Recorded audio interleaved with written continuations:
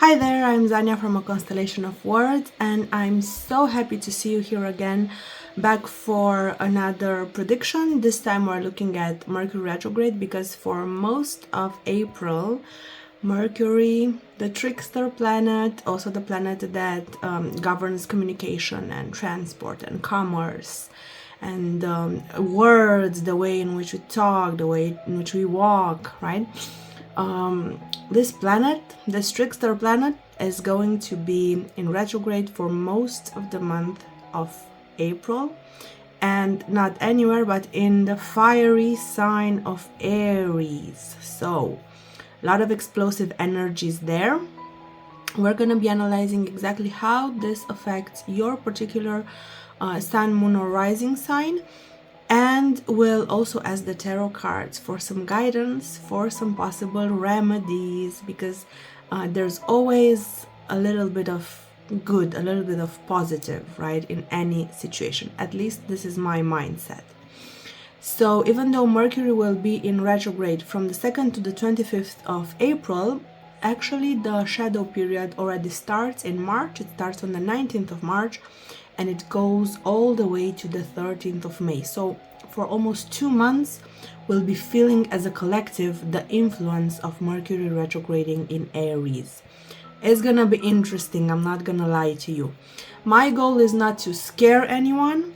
Actually, on the contrary, as you've already seen in my previous videos, if you're already a faithful watcher of my channel, you already know that I'm one of the most optimistic astrologers and tarot readers on this platform, and how could I be any way different? Because I have a moon in Sagittarius, I have a stellium in Sagittarius. Of course, I'm always gonna try to look for the bright side of things. I'm always gonna see the glass as being half full, and I hope to be able to impart this energy with you as well, especially during these very turbulent times that the world is going through right now as a collective, right?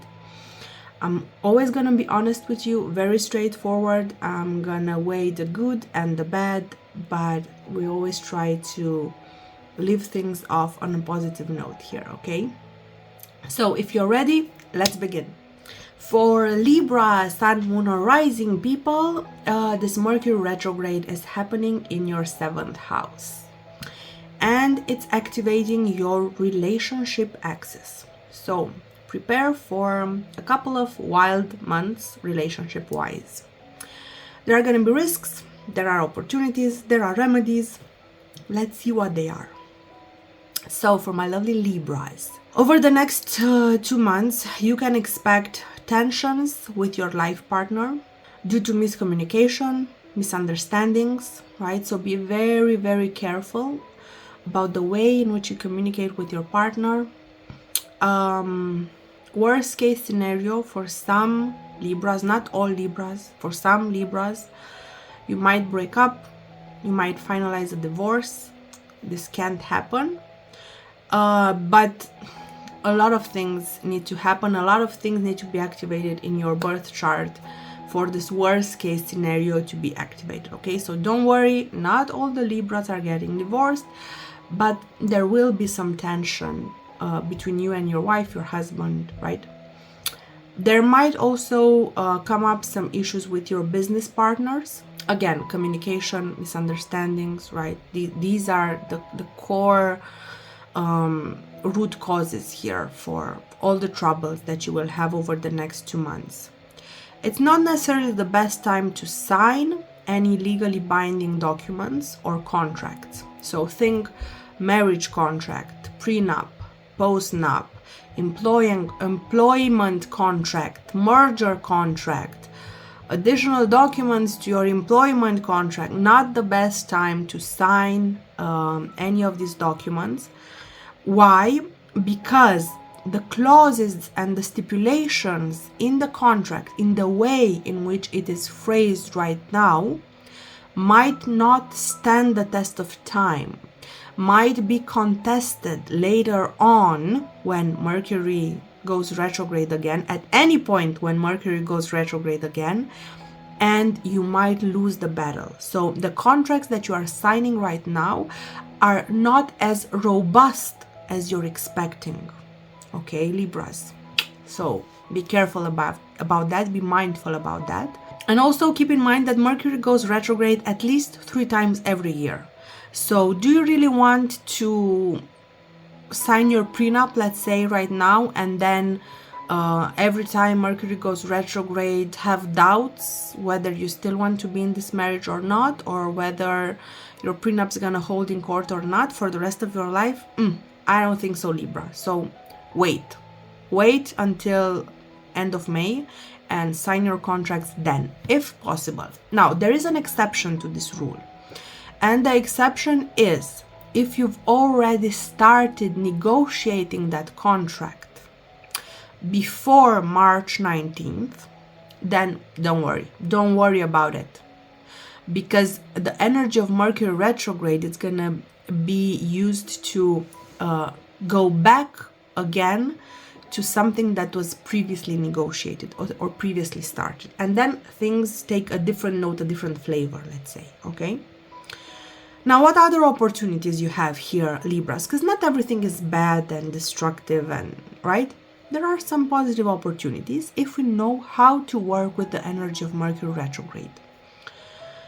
You can grow, right? Growth only happens under stress, and you will be put under a lot of stress both in your personal and in your professional relationships. The way in which you deal with that stress will really influence how much growth you can have in your relationship or in your partnership, in your business partnership. Okay, this is basically an opportunity for you to see how the other person fights. Do they fight fair? What's important to them? It's just a chance for you to better understand the people that you're dealing with in your private or professional life. If you don't take things personally, and if you manage to de-escalate the situation right now, write down everything that you're learning about these people over the next 2 months, and then this is gold. You're basically harvesting gold right now, because this is key information that will help you moving on through the rest of the year to really grow these relationships, or maybe even manipulate these people. Okay, my recommendation is to be the bigger person, especially over the next 2 months. In any circumstance where you can, try to be the bigger person, because you're gonna have a lot to gain from that. This is the perfect time for your legal team to review and renegotiate contracts, right? But try to delay the signature as much as possible until May. Now, we're gonna look at some remedies for all my lovely Libra people, but until I shuffle these oracle cards for your remedies, don't forget to like, share, subscribe, and comment. I really appreciate all the support that you're giving me in growing this channel, in coming up with new ideas, and continuing to come to you with this valuable information. Okay, Libras.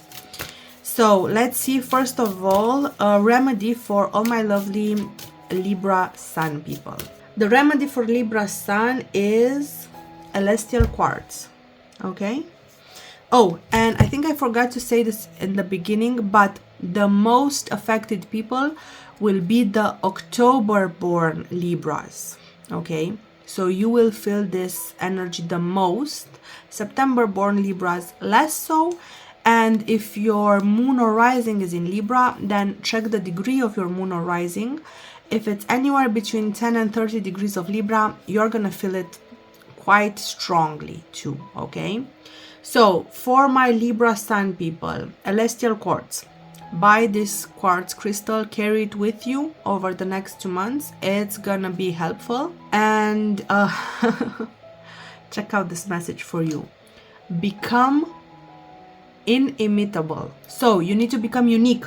You need to focus on doing things differently than the rest of the people.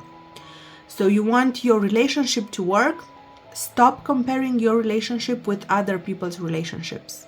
Your relationship is unique to you and your partner. Stop measuring up to other people, and start doing unique, interesting things with your partner. It doesn't matter that your parents will be judging you, like, why are you going there? Why are you doing that? Who cares? It's your relationship that needs to be in the focus right now, and you need to find activities that you and your partner can do together, and it's not gonna be the same things that other people are doing, okay? Similarly, in your job, in your business partnerships, you need to define maybe some ground rules of collaboration or of communication between you and your business partners that to some people might seem weird and like, why are you doing that? Why are you taking this approach? Don't bother listening to the naysayers. You know why you need to do these things, because you are in a very unique situation right now and you need to find a solution that works for you. Okay? Be unique. Be your own unique self. The next 2 months are not about blending in, they're about standing out, Libras. You might not be very comfortable with that because you are the type of sign that always tries to keep the peace and the balance. But over the next 2 months, nothing is gonna be balanced. Nothing. So, don't be afraid to stand out, okay, Libras? Now, let's see for all my lovely Libra moon people. A remedy for my Libra moon people. Imperial Topaz. This is a nice crystal for you. It's a crystal of abundance. It's a crystal of money. It's a crystal of riches and luxury. And don't you just love that, Libra moon people? Get this mineral, get this crystal, wear it with you as much as you can over the next 2 months, and allow yourself certain small luxuries. Don't break the bank, don't use up all your savings. No. Small luxuries, okay?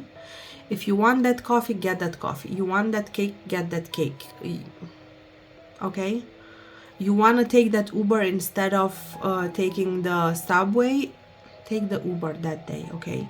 Don't make it a routine every day, but when you really feel this need, don't be afraid to splurge a little bit on yourself, right? Treat yourself as a queen.